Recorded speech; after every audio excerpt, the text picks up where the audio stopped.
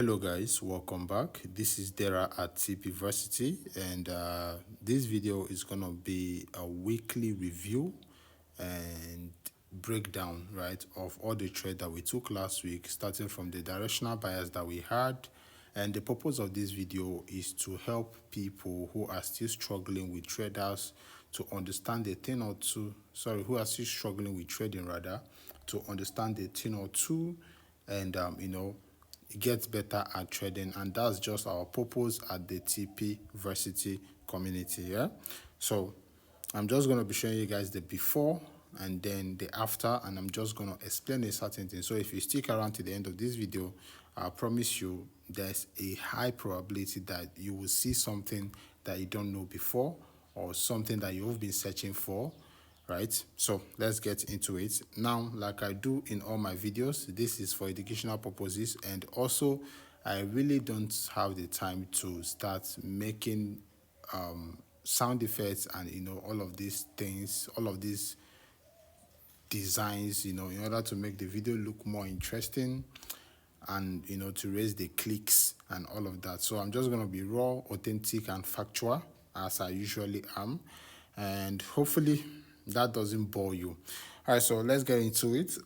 Let's first take a look at the community and the setup that we had. So this is the TP Varsity community, and for over a month plus now, we've been dropping back to back trade ideas, not really trade ideas, but more of directional bias, because most people struggle with that. So directional bias has been on par accurate, except for 1 week where we had a few errors, but then for the rest of the month it has been on par with accuracy. And this is not me to brag, this is not me bragging, but this is me telling you that it is possible. And one thing you should understand in the market is that if you can get your directional bias accurate, then I would say 50% of your problems is solved. 50, at least 40 to 50% of your problem is solved, because at the end of the day, if you don't understand the direction of at which the market is going, then you are just in essence gambling, and I'm going to show you guys that here.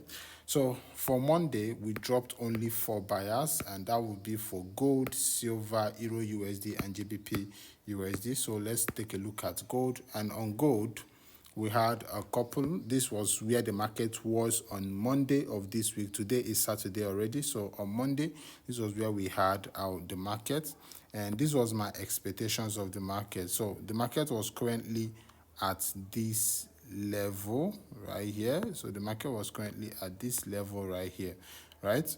And I anticipated it to come into this level right here.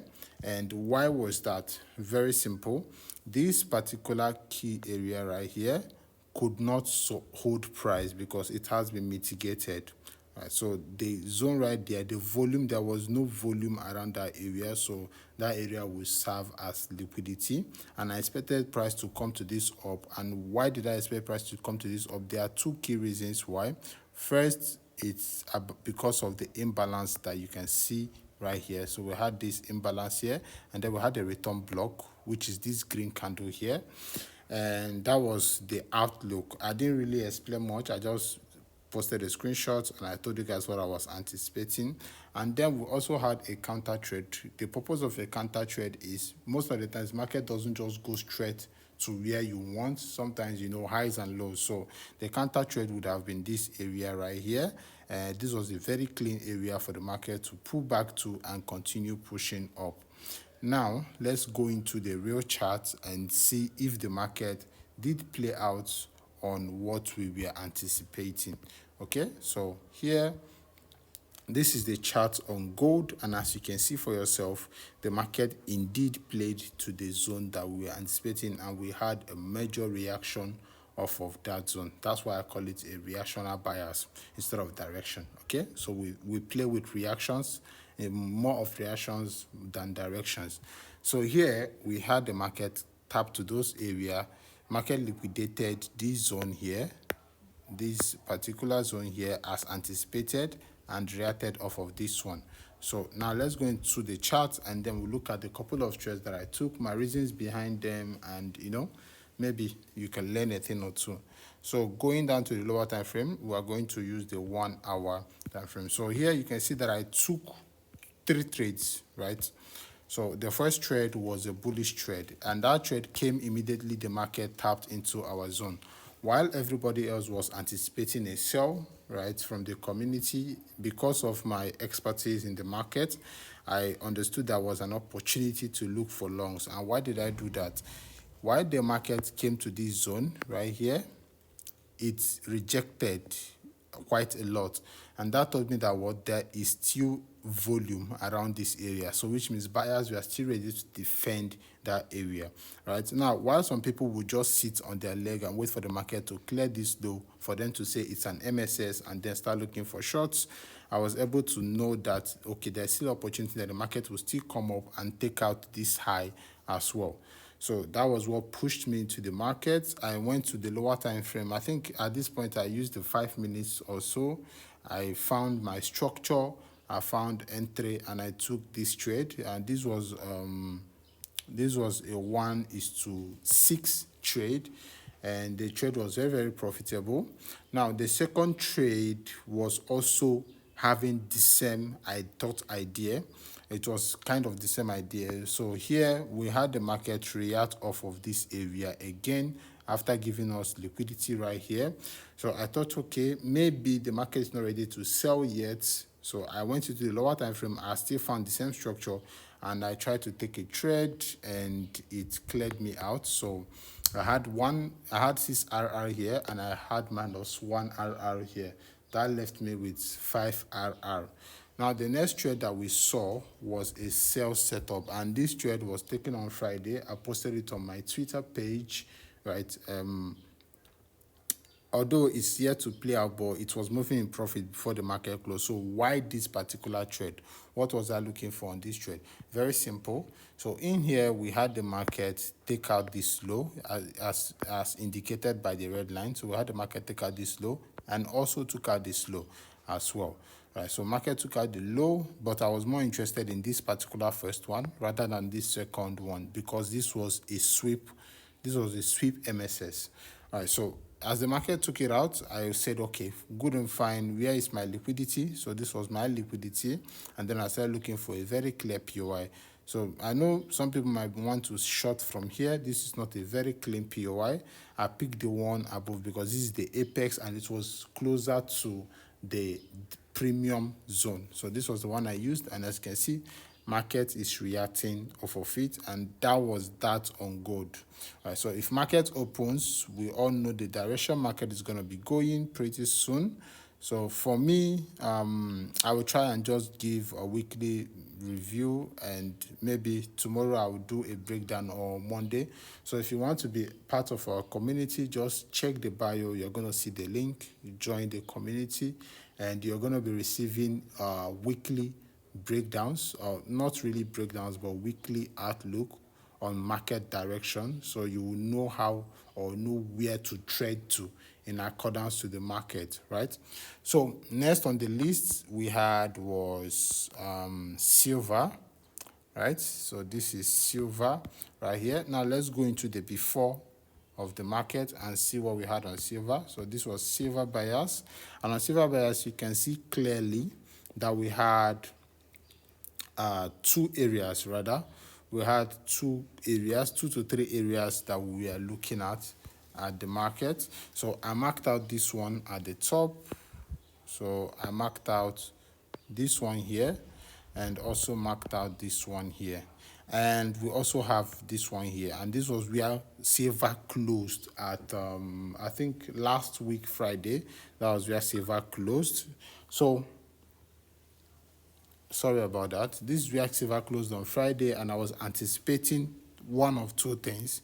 Either silver gains momentum with gold and then pushes up to this zone and we short from here, or silver consolidates around this area while gold pushes up to that top part, which we have seen. So this was the breakdown on that. So let's look at that. And as you can see, silver consolidated around that area till gold pushed up to the top part, right? So that's why I didn't really take much trade on silver, right? Because I didn't really trust the market to stop around this area. So let's go to the lower time frame. I didn't really take any trade, but here you can see that the market consolidated as it pulled into that area. So we can see this market pulling into this area. After that push, market came here, swept this high. So we have a shift MSS and then broke structure to the downside, and it's reacting off of this area.